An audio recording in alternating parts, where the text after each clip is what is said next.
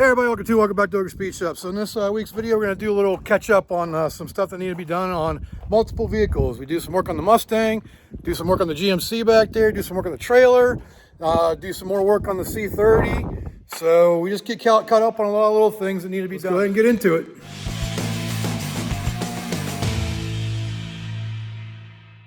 What I want to do with this one is warm it up a little bit so it drains better, and probably put an engine flush in it too, just to clean everything out. Then we're gonna put thicker oil that has high zinc additive in it when we after we change the oil pan. But right now I've got the exhaust off, so it's really loud. What am I using to help flush out the engine? I'm using this BG series EPR. It's a engine performance restoration. You dump it in the oil, run it for 10 minutes, and it'll help clean up all the sludge. I'm not sponsored by this. It's just some stuff I had laying around from my wife's old work. She had it, and so kind of a freebie, and I got 2 cans of it left. One's going in this one, one's going in the GMC. So I still haven't done a flush on that one since I did the engine, and it was pretty sludgy. So that's what we're doing with this.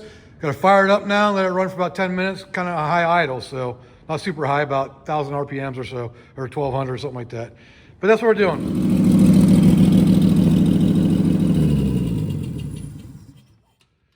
It's been about 10 minutes of running, and we got way up to temperature, so we're good on that. Got up into the operating temperature. So now we're gonna drain it now while it's hot, so we can get it all, all that old stuff out of there. Then we can change the oil pan gasket.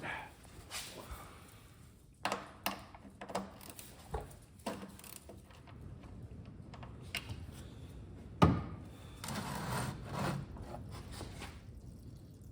don't know if you can see or not, but that thins it out pretty good.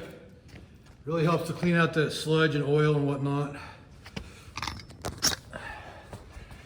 You can see that it's kind of thin looking. I think it was 1030 I put in this. Some Lucas hot rod oil with the high zinc, but I'm putting VR1 this time.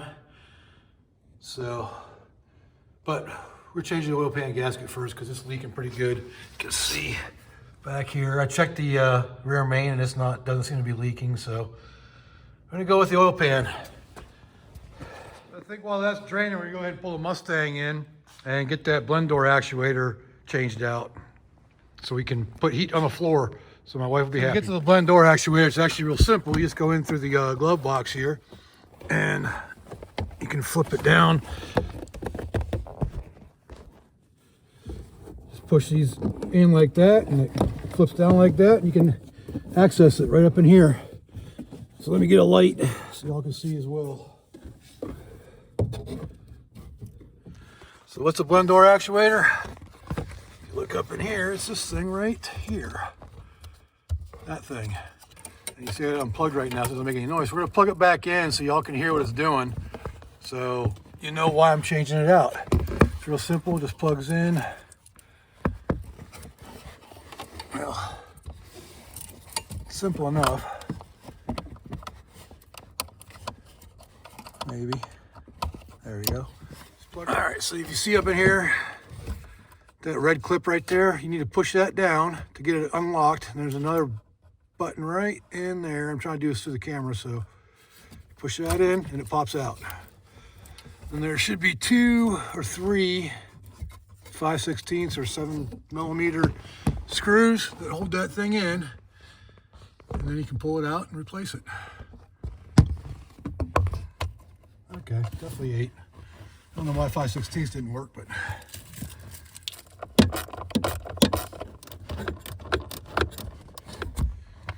Okay. So now it should just pop right off of there.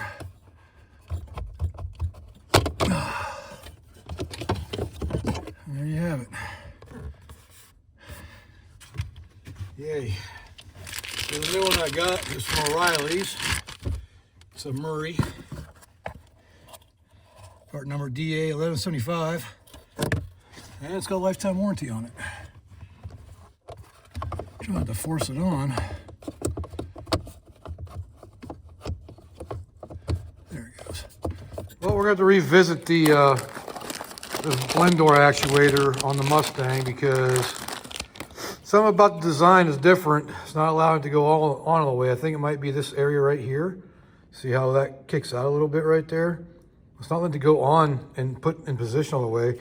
Plus it's twice as thick, no, not twice as thick, but it's thicker, which is making it hard to get a tool in there to even get this bolted on there. So can't get back in there to get that thing bolted in. So I'm gonna take it back and see if I can get something else, find a different brand or something, because the Murray one is not working. So on that note, I guess we'll continue on with the oil pan gasket replacement on the C30. Like I said earlier, it should be really easy because look at all the access I have to every single bolt because the K member's out of it. So we should be good to go. I might remove the starter just to make it easier, but let's get this thing out of here and get her cleaned up and resealed. All right, so it appears that there are 4 1/2-inch bolts and a bunch of 7/16 bolts, maybe 3/8. No, that would be 7/16. They're all covered in mud too, so that makes it that special. So how big is a Cummins 12 valve? Because this is a pretty long 6-cylinder, kind of like a Cummins, isn't it? So how hard would it be to fit a Cummins in this thing? I don't think it'd be that hard.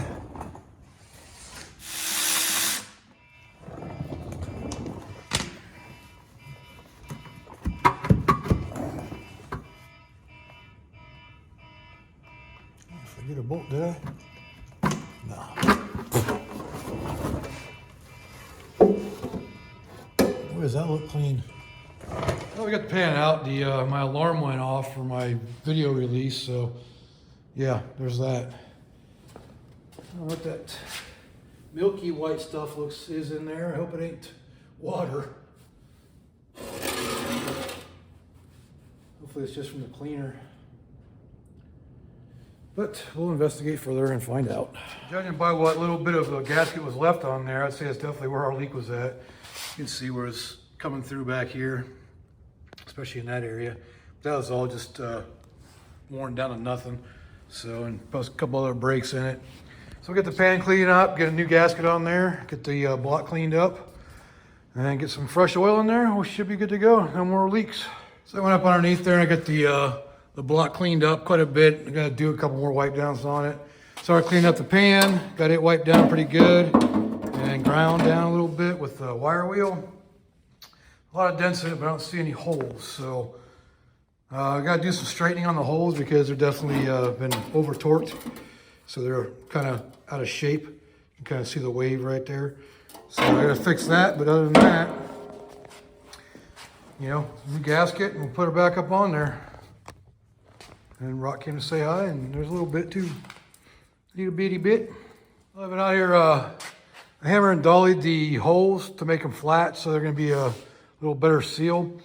Put the first coat, light coat of paint on there. It ain't going to turn out great, but I'm not trying to make it great because, like I said, 100 times, that engine's not staying in here for too long.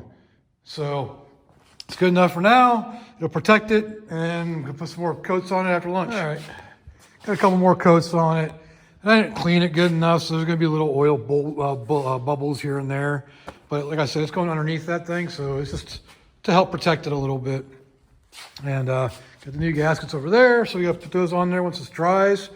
Get that thing put back up in there because I'm sure this other video is already gonna be out by then, but we got parts for the suspension too, so we gotta get this done first before we can do suspension.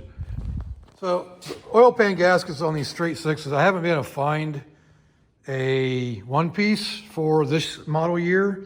They might have them for newer ones, but I haven't been able to find one. And 2 different parts stores told me the same thing, and Rock Auto doesn't show anything other than the Felpro one.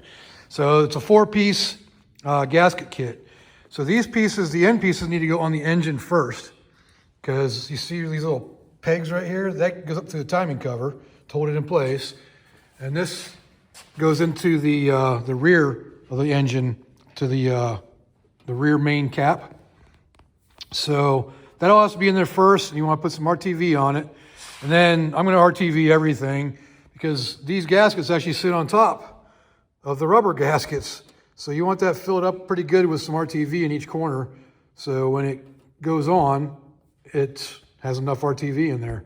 So you want it to seal up. That's just a weird design, but that's the way it is. So while I was up in here, I went ahead and checked all the rods too.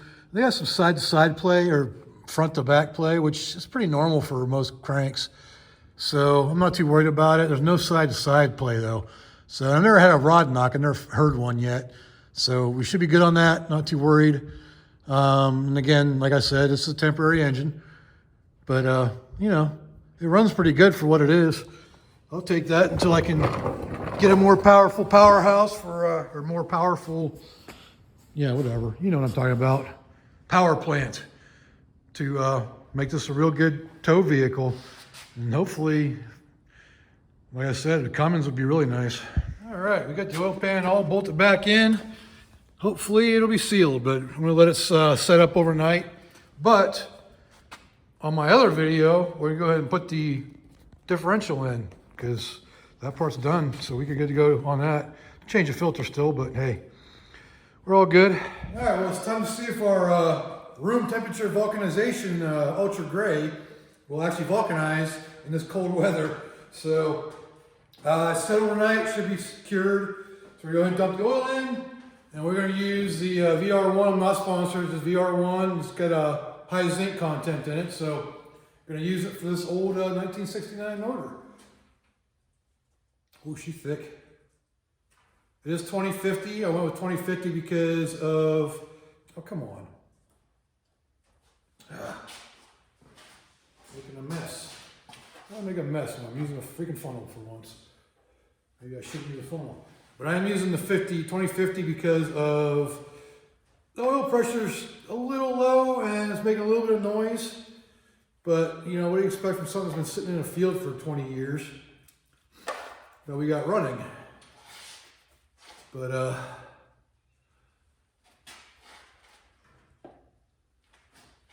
was catching on that it's going to pour it a little bit slower. Just thought of something. I'm going to check the drain plug, make sure I tightened it. I don't think it's loose enough to leak, but I don't think it's tight either, so. It's a 9/16. Yeah, it was tight.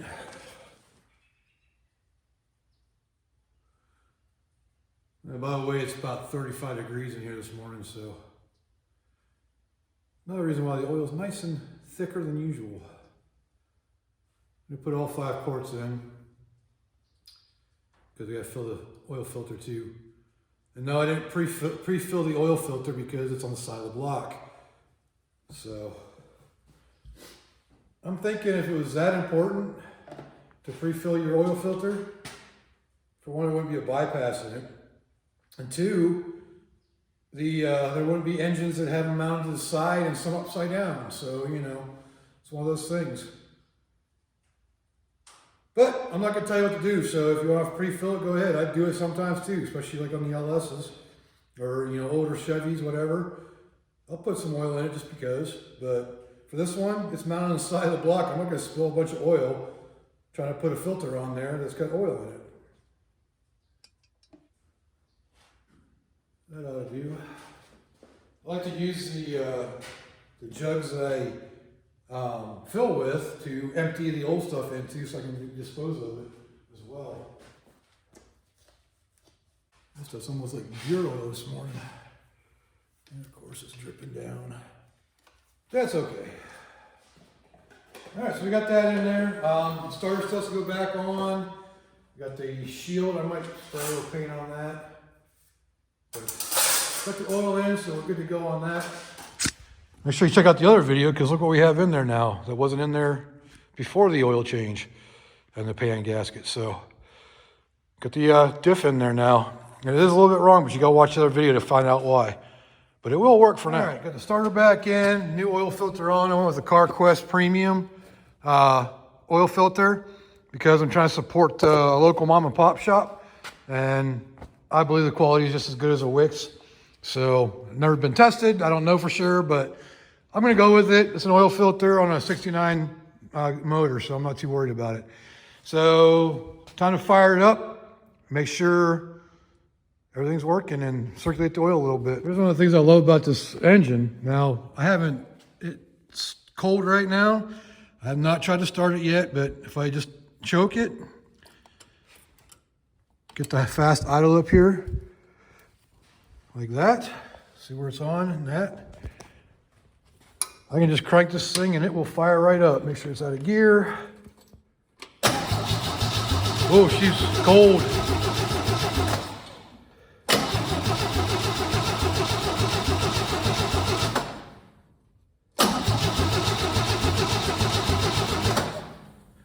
She's calling me a liar. Get a little fuel up in there. Choke her off again. That's what I did. I forgot to actually use the choke. Let's try this again with the choke activated, okay? I haven't got enough hands for this.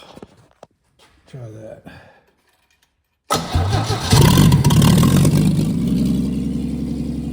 Get our oil pressure. Not climbing. Yeah, oil pressure's coming up now. This is really slow and cold and thick.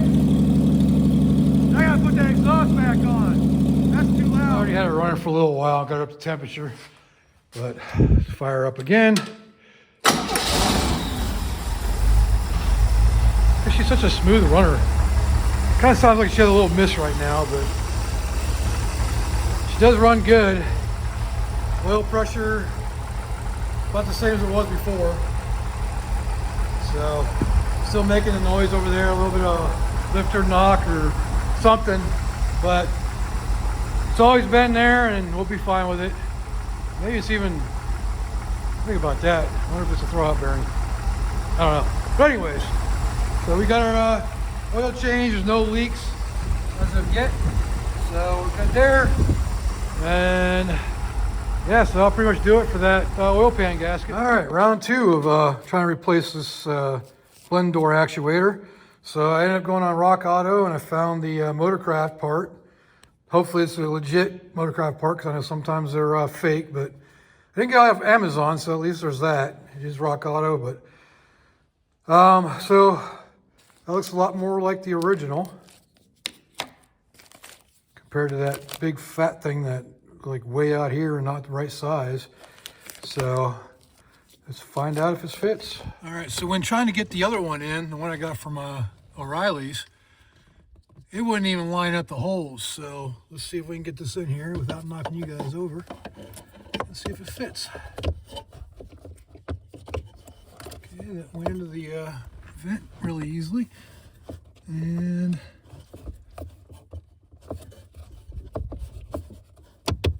oh, look at that. Thing popped right in. I don't know if I can see, but that hole right there, let me bring you in a little closer, maybe we can focus it in.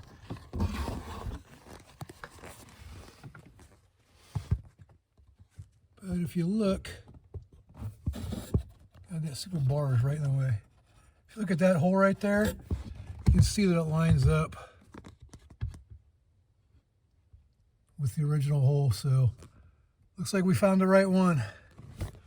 So it's got to get screwed in there, and this actually has room to screw it in, where the other one took away the area of the to put the screw in on the bottom one here. You couldn't get to it. So let's get the screws put in and get her tightened down and plugged in and make sure she works. All right, so she's installed. See up there, I even got all three of the screws in. Up here, all three of the screws are in, which is good. And these are the only tools I used. So, quarter drive ratchet with an 8mm, an 8mm short or low profile ratchet.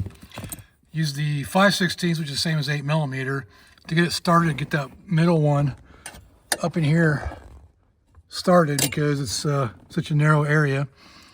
But and I thought, man, still not 100% sure yet. I thought I put the old one back in because I'm over here. Come back over here to install that thing, and this one's sitting on top of the bag of the new one. But I think I moved it to get the screws out of the bag that I had everything else in. So we're gonna test it now to be sure. And hopefully it works and doesn't make any noise. I mentioned why I had the magnet, because I dropped one of the bolts, so I had to use it to retrieve it out of the dash. So that's why I had the magnet, the pen magnet. I'm gonna turn it on. What we're gonna be listening for is a weird clicking. Right now it's on feet. Turn it off.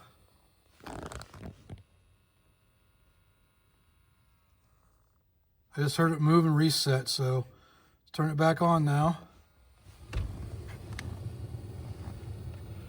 Turn the blower down as far as it'll go.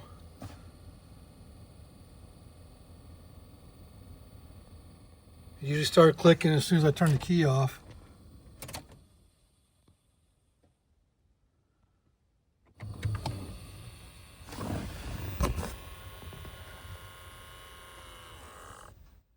All right, right when it did that, I don't know if you could hear that on the video or not, but you could hear it closing. And that's usually when it did it, was after you shut it off. So I think I put the right one in, which is good. Let's move it around different modes.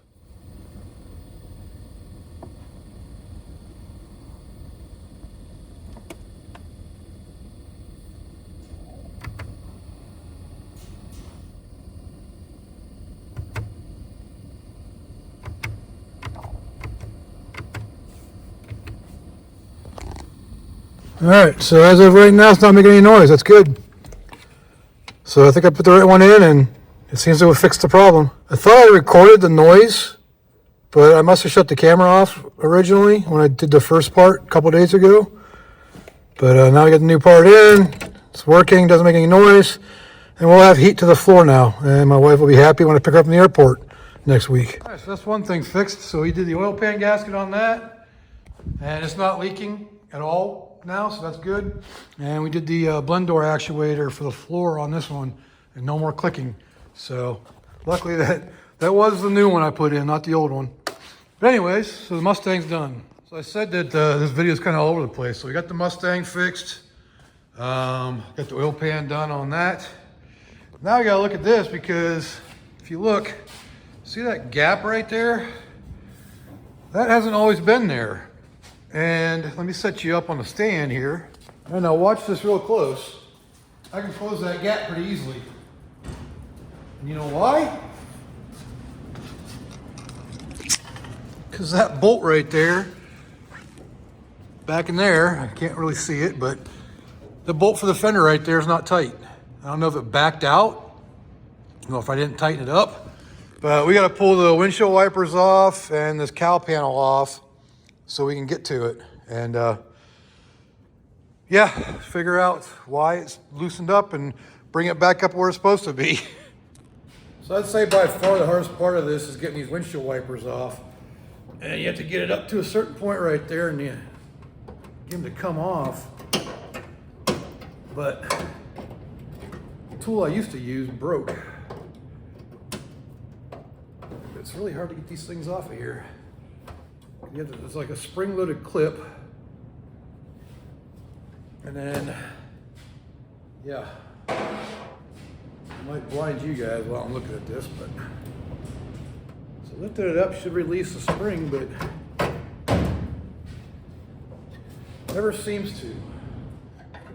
That's one of the things that really sucks trying to get these off, especially if you got a painted, you know, a nicely painted vehicle. You gotta pry on it to get it to come off, and it chews everything up. So if y'all have a better way of doing this, let me know down in the comments. That just fell off. Well, that's interesting. This doesn't even have the clip on it. Never noticed that when I installed them. I wonder if this side has the clip.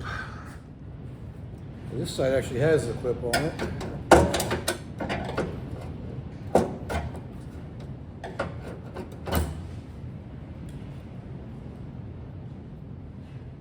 I'm not real sure how that's supposed to work, but you see that little clip right there? The other one doesn't have that. And usually when you bend it up like that, it relieves the pressure, but there's no little bar in there to take care of that pressure. So I don't know what that how that's supposed to work. Well, we got them off. Like I said, this isn't something you want to try to do with, you know, nicely painted vehicle. But yeah, luckily I haven't painted it yet. All right, so next thing I'm going to take off are these screws that go across the front. They're not the original style, but it's what I had. And this one's bigger. It's been wallered out, so I'd use a bigger one. I think there's a couple of them that are like that, and that one's actually loose. So let me get those out. Yeah, that one's completely stripped out now. There we go. It's gonna either started up. See, that one's bigger, so probably end up filling that hole a little bit to make it actually catch.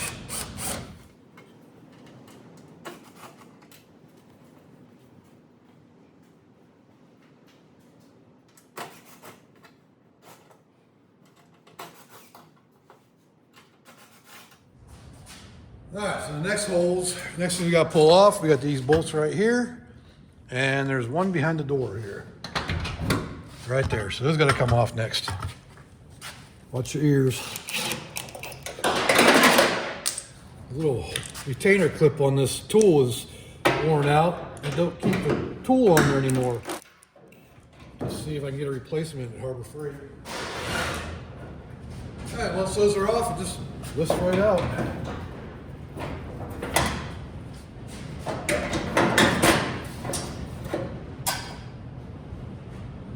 So here's the problem.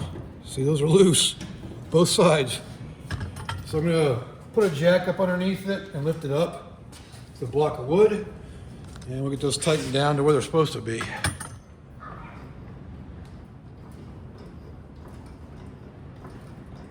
There it goes. See, what's an old truck up with it.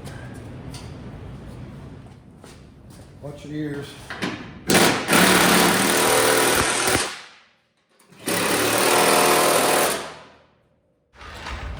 The door still opens.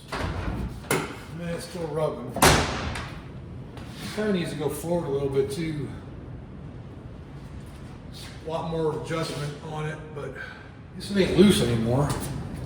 Let's see if that leveled it out. I had it was like half an inch, almost 3/4 of an inch lower on this side. Let's see where we're at now. 35 1/8. 35 3/8, so we're still 1/4 inch off, but it's better than it was. It was like 34 3/4 before, so definitely some more adjustment we need to do. We need to move it forward. I'm not going to do that in this video. That's like way too much to worry about right now. I just didn't want those bolts to fall out. Let's see how the gap looks now.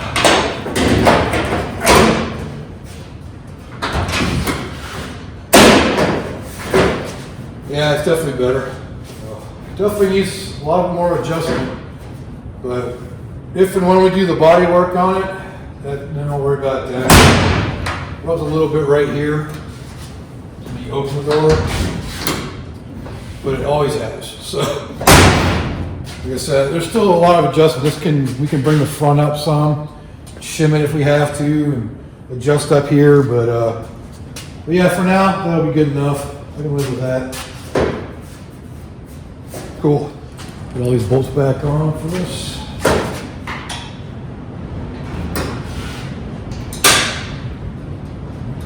I'll leave the windshield wipers off for now.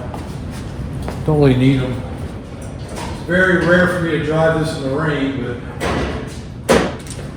someday I plan on making this a daily driver, but the seals and everything is expensive. Probably should have checked that fender to make sure it was tight on. Yeah, those are tight.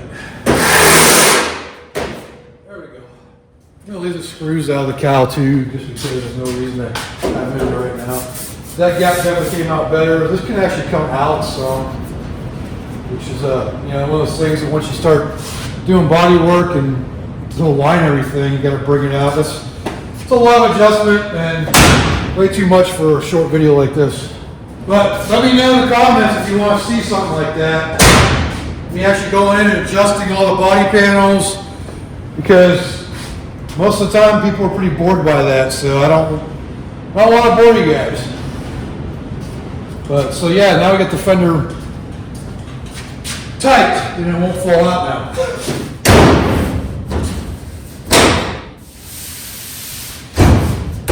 The hood needs to have some stuff too and repaired. I ain't catching that caliper anymore though, so maybe raising that up solved that problem. It was catching on the cowl before. There you go. One of the things that made me start looking heavier into this is I was hearing a tick and I thought we were having a lifter tick on it. Turns out the exhaust flange lost a bolt or nut, so I had to tighten that back up. It was an exhaust leak. Now it's better, and I checked everything else. So this thing, I've had it together and running for a couple months now, and yeah, it's just telling me the things that I missed or, you know, never went back to. It's just one of those things, you know, you got to take it out and drive it, and it'll tell you what's wrong, you know, what you need to fix, what you need to go back and check. So we still need to change the wheel bearing. I got the new wheel bearing for this side, and race, it's right there. So at some point we'll do that. I noticed it got a little warm when I drove it yesterday, even though I repacked it. But so yeah, there's just one of those things when you have a project like this, you gotta, you know, you do some shakedown runs and find out what's wrong with it. But other than that, it's running really good. So, but that should do it for this one. I don't know if I'm gonna do the oil change on this one yet or not. I don't think I have a filter for it, so that might have to wait. But so yeah, that's it for this truck for now.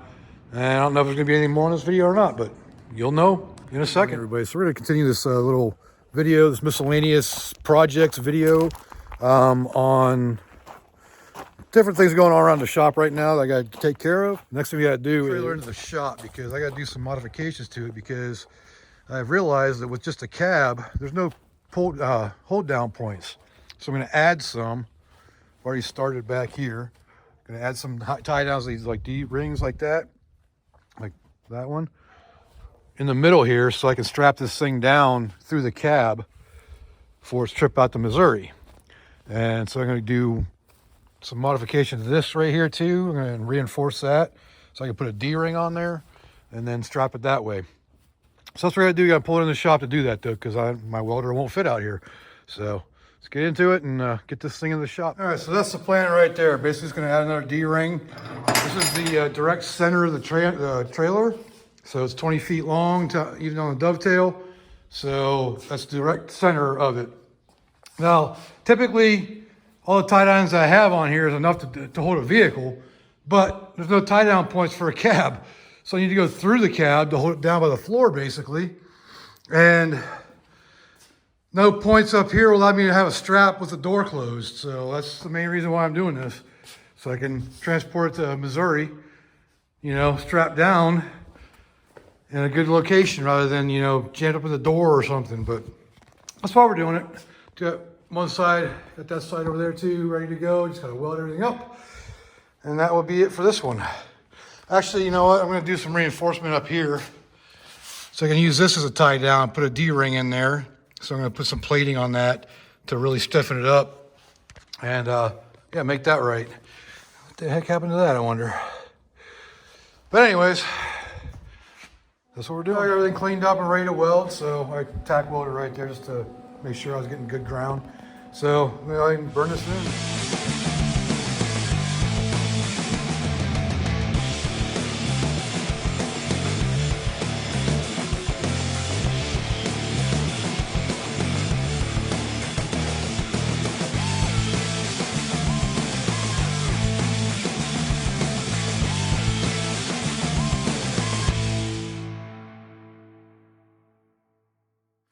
All right, there you go. 2 extra tie downs. They're not super strong, but they'll be good enough to hold a cab in place. So it's only like maybe less than 1,000 pounds. So I might go up underneath and weld a little bit underneath too, but I think that'll hold for what it needs to be. So there you have it. I'm not gonna do anything on the front. I'm just gonna tie into these ones I already have, I think, and just go from there. Well, I think it's going to do exactly what I wanted to do. See how I was able to close the door with the strap in there? So it's held down pretty good like that. And it's not moving at all. Just shakes the whole trailer, so. There's a little bit of flex because it's on 4x6s up underneath there. But I think a 9-hour drive will be fine. See the 4x6s? So yeah, I think we'll be all right. Now I have to get to load that one up too, but not to go to Missouri. That one's staying here because that's going on this. But I need to go to the tag agency to have them inspected, have the VIN number checked when I go in there to pay the registration. So, yep, that's where we're at. Pretty cool. So I don't know if this is actually making any kind of a video right now, but I'm gonna. But the gauges on here have never really worked right. Mainly the temperature and the gas gauge. So originally when I got this, the gas gauge was what had been replaced, and I think it was originally what caused the fire that the guy had that I got it from. So I'm gonna pull his dash out or the gauges out and pull the face off, plug it back in, and then reset the needles on the gauges, because I know I got about 2/3 of a tank of gas, and you know the temperature gauge is down below C, so I need to bring it up to where it's at. And I've had that on. That one fell off on me one time, so when I put it back on, it just didn't put it back on right apparently. But I want to put it back in, get the face off, put it in, plug it in, turn the key on so I can see all the power, and then adjust the needle as it should be. So that's what we're gonna do.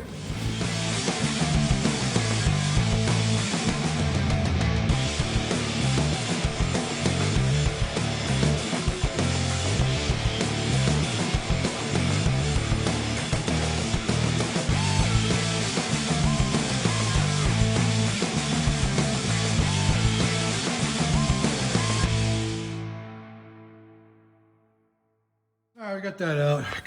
This plug wouldn't unplug, and my hands aren't working that great, so it took me a little bit to get the oil pressure gauge off. But other than that, I got a brand new speedo cable, so that came off really nice, which is kind of unusual for the most part. But we got the gauge over there,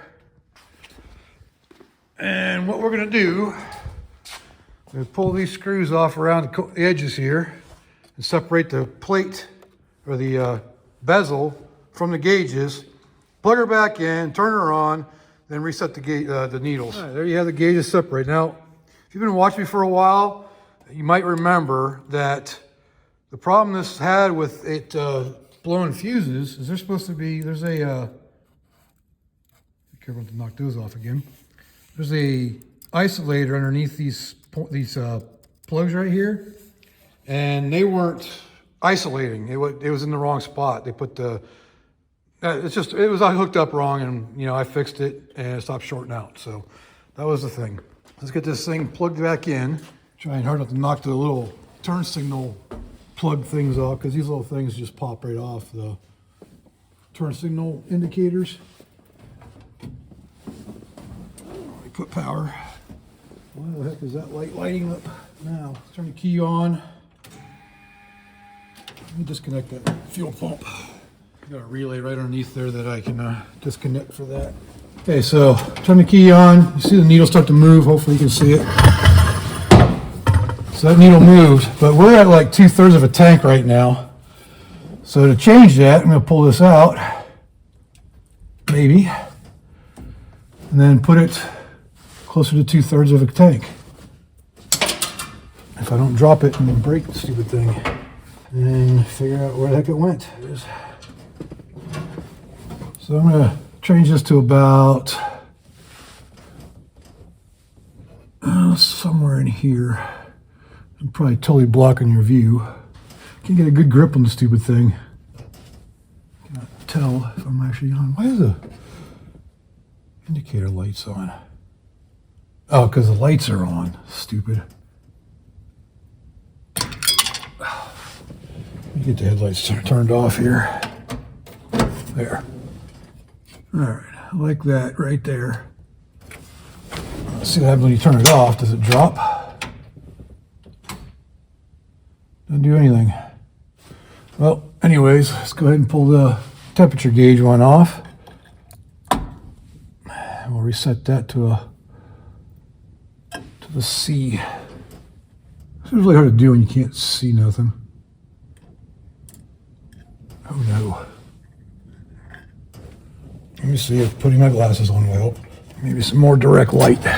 All right. Too high. That'll work right there. Now, I don't know if this is going to work or not, but at least that should be right. I don't know if the voltage gauge works. Everything else seems to work, but we'll see what happens with that because it's got to be running for that for some reason. Well, let me actually, we'll go ahead and fire it up and see what it does. I got to reconnect this fuel pump though. If you've been watching, it says electric fuel pump, in-tank fuel pump.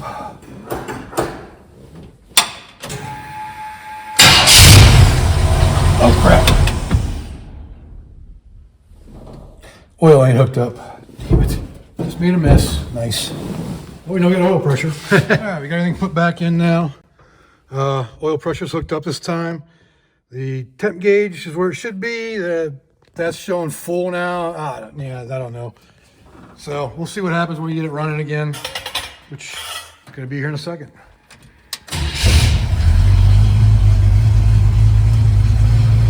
Oil pressure went up. That went down to where I set it.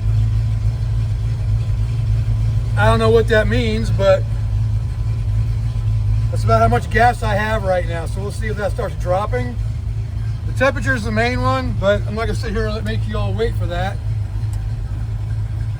But at least it's starting at cold now. TAC works, speedo should work. I got it hooked back up. So everything should be good. All right, so that's a good thing. It's already starting to rise, which means it's reading, which is cool. Before it never got, it would barely get to the C after driving it for, for an hour or so. So, yeah, at least we're showing temperature now. Fuel gauge is showing exactly what should be in the tank. Doesn't mean it's going to stay that way, but we'll find out. That's going to take some time to figure that one out because I got to drive it around and, drain the tank a little bit. All right, now it's acting exactly the way it should. You see the temperature's up to normal operating temperature. And you can see it drop when the thermostat opens too, so that's where it dropped to. It was actually up a little bit higher, closer to that thin line right there. And then it dropped once the thermostat opened. So it's all working the way it's supposed to. And these freaking rifle racks rattling. So I gotta tighten those down. I just got back from taking trash to town. It was, about a 10-mile trip this way. And as you see, if I don't drop my phone and turn the camera off, so as you can see, temperature's right where it needs to be. So gas gauge seems to be working too. It's not exactly accurate, but I'd say it's probably close to half a tank. And fixed the rattle back here, so we're good on the rifle rack as well. And the fender fix, that doesn't rattle anymore either. So fixed a lot of things on this one. That's gonna do it for this video on a little mix-up of a bunch of different things. We did some work on the Mustang, the trailer, the Silverado, or the GMC, and the C30. So got a lot done in this video, and just stuff I need to catch up on. So on that note, if you like this video, leave a like down there, leave me a comment, let me know what I can do better. Subscribe while you're at it, turn on your notifications. Got a lot more coming on the C30. Got more coming. I got to do some stuff with my Firebird, but definitely some more work on that to get it ready to go onto that. So make sure you do all those notification things, and appreciate y'all being here, especially till the end. So until next time, I will see y'all later.